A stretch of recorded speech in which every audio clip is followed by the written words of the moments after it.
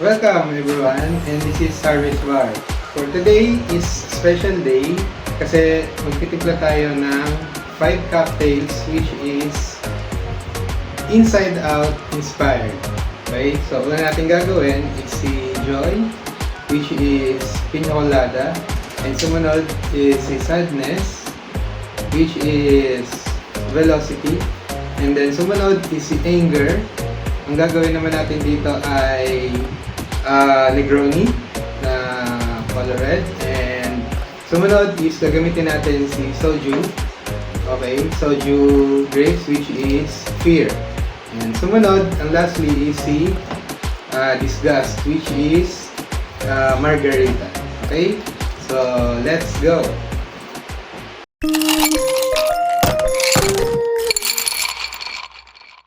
Our first cocktail is Piña Colada. So first, ang lalagyan natin is 60 ml na white rum.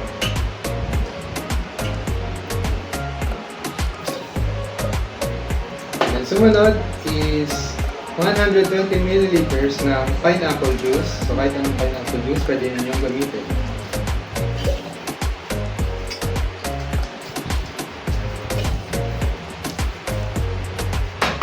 Then sumunod is ang ating coconut milk or gata.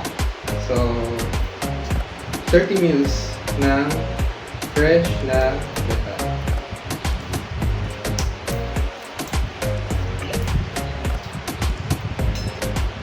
$30 ml din ng simple syrup.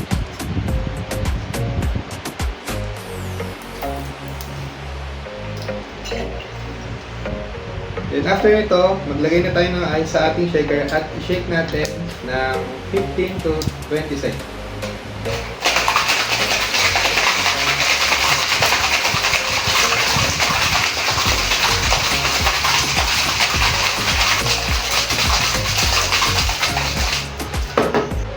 Lagyan natin ng ice ang ating highball glass. Then, double strain natin yung ating cocktail sa ating highball glass.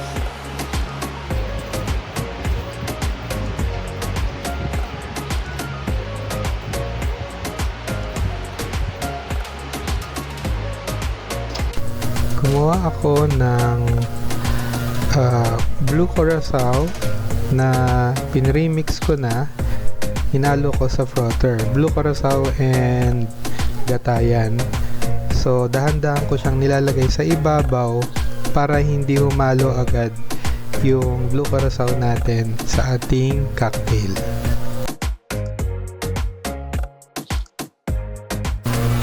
Yun lang, and enjoy ang ating Piña Colada na Joy Inspired. For our next cocktail naman is tinatawag nating Velocity.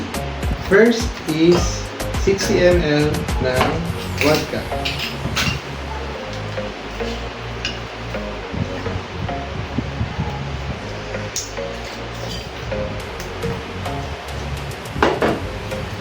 Next ay 60 ml din or 120 ml ng Gatorade Blue.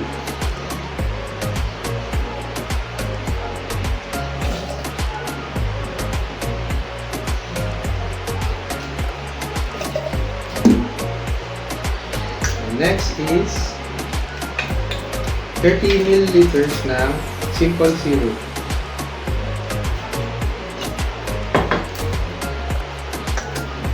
Shake ulit natin yung ating mixture for 10 to 15 seconds.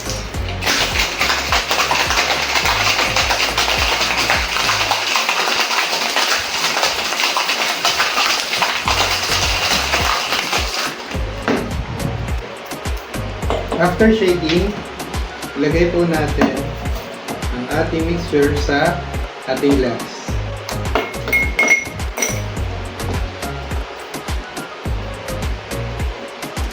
Ilagay natin sa ating glass.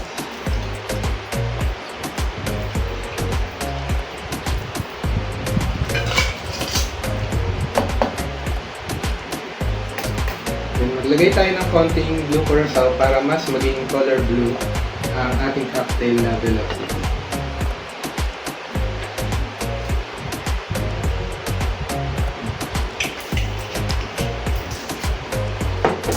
Then, i-top off natin siya ng Sprite or any soda water na meron kayo.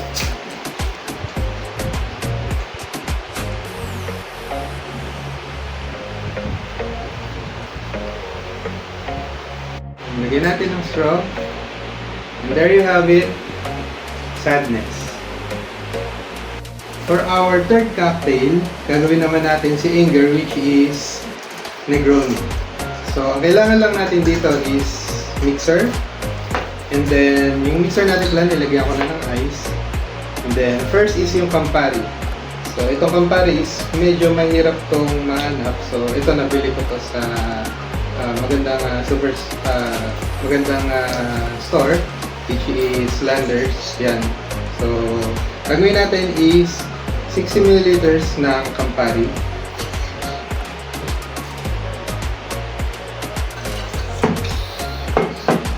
And then 60 ml din ng sweet vermouth.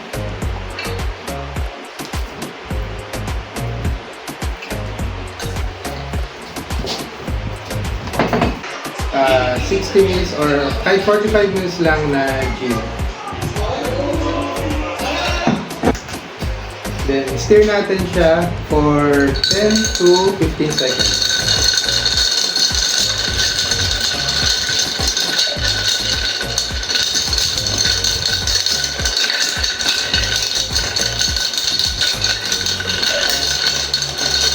And then sa ating low boil glass, isali natin ng dahan-dahan ang ating Negroni.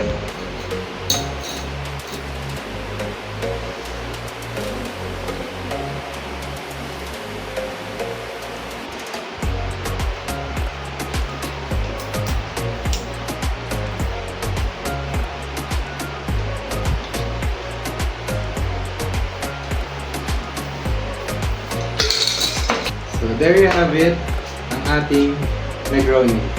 And for our fourth cocktail naman is gagamit tayo ng soju, which is ang gagawin natin ay soju with grapes.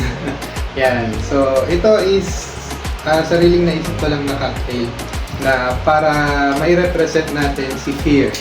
Okay, so ang una natin gagawin ay lalagay tayo ng soju for 60 ml.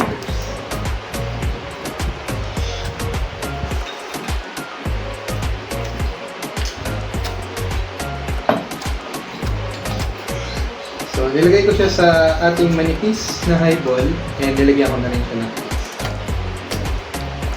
Then, after soju, ilagay naman natin, ilagay tayo ng Yakult. So, kayo, tansyahin nyo kung gaano kadami yung gusto nyo ilagay, pero sa akin, siguro, kahit mga kalahating Yakult. Yan. And then, after nyan, itoppings natin yung ating grape juice or kahit anong grape juice na meron kayo. So, para sa akin is canned grapes.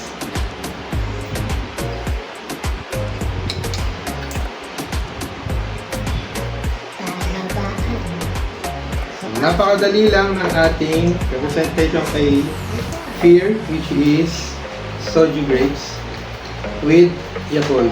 Yan. So there you have it, representation kay Fear. And for our last cocktails, which is si Disgust, ang gagawin natin ay margarita. Okay, so sa margarita natin, yung ating cook or yung gagamitin nating baso, isalagyan natin ng salt sa paligid nito. Yan. So, para malagyan siya ng salt, kailangan yung pinaka-rim niya is pasain nyo rin siya ng lemon or any liquid like orange, ganyan, para kumapit yung pinaka-salt natin sa rim. Yan. So, nakagawa na tayo ng salted rim na cook. Then, for ating margarita, so, maglalagay tayo ng 60 ml ng tequila.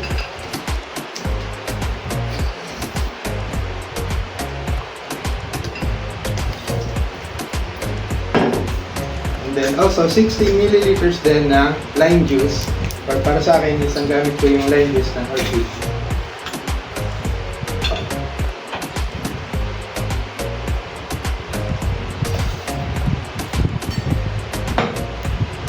Also, 60 milliliters din ng triple sec. So kung mapapansin nyo, pare-parehas lang yung measurement ng tatlo.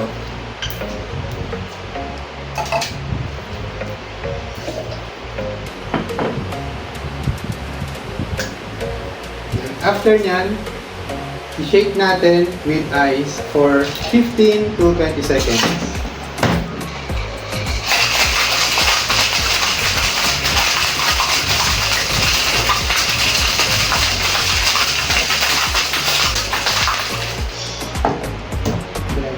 I-double strain natin yung ating margarita sa ating tube para hindi sumama yung ibang size.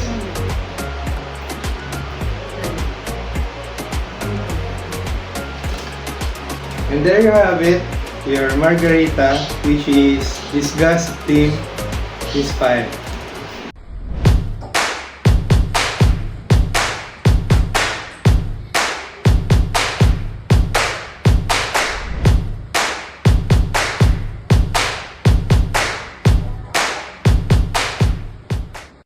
Ayun, at ito na nga ang ating Inside Out inspired cocktails.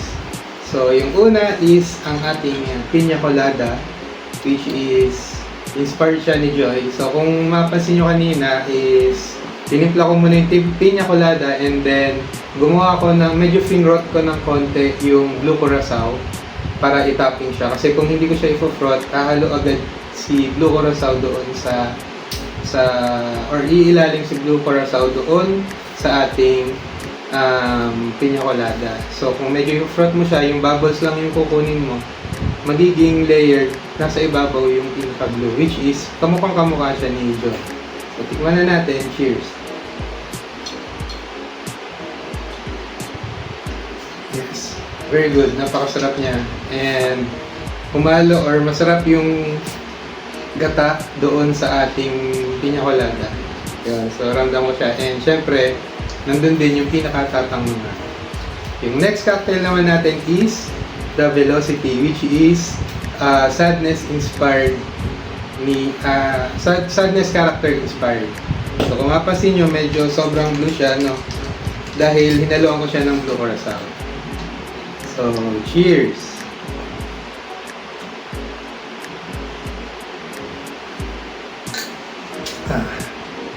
Napakasarap niya. Sobra siyang refreshing kasi gawa nung Sprite, Gatorade, and also nung ating vodka. Yan. Isa pa ulit. Sarap niya. And yung next naman natin na cocktail, which is Inspired Me Anger, which is ang ating Negroni. Yan.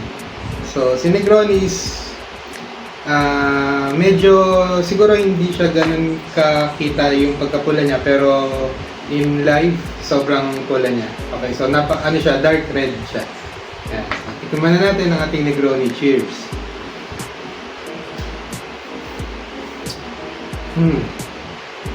Medyo tong cocktail na ito is medyo kung mahilig kayo sa mapapait, no? So the best tong cocktail na to para sa inyo. And kaya ako naglagay ng orange garnish, so pwede kayong kung medyo napapaitan kayo, sobra kayo napapaitan, pwede kayong mag-add ng konting orange para mabawasan yung kanyang pait. So after nyo pigain, sama nyo na dyan, then cheers ulit tayo.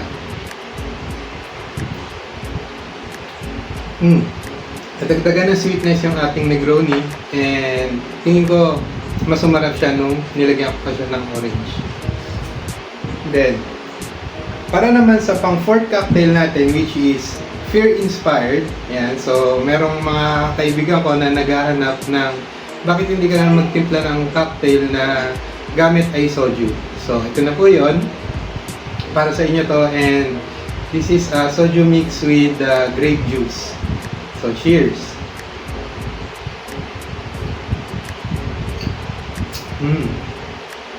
So napakasarap ng cocktail na to. So tingin ko kapag nainom to ng bata, hindi nila maramdaman na meron tong soju na nandoon sa loob.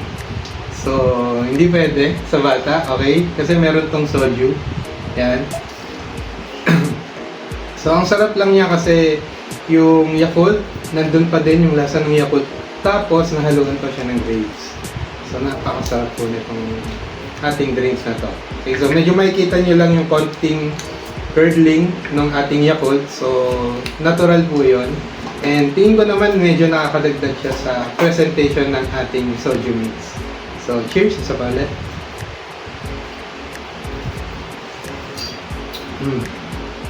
Very nice, very nice. And for our last cocktail, which is nirepresent naman natin si Discuss, ito ang ating margarita. Yan. So ito siguro naman na medyo popular drink ito at medyo kilala to na drink or padagi in-order sa mga bars. So ito yung aking ratio ng margarita and let's cheers.